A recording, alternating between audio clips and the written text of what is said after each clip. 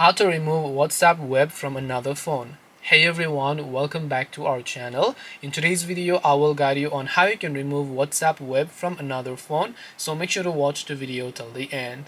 Now, if you would like to remove WhatsApp web from another phone and you would like to log out your current WhatsApp account from other devices, it's very simple. All you have to do is open up WhatsApp on your primary device where you are logged in. And after this, just tap the three dots option located at the top right hand side of the screen.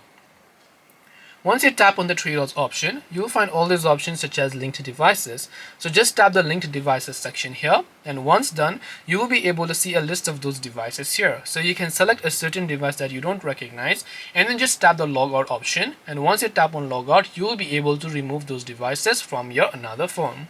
This way you can remove WhatsApp web from another phone. Hope this video was very helpful. If you have got any more questions, feel free to also leave them down below. Thank you for watching and see you soon in the next video.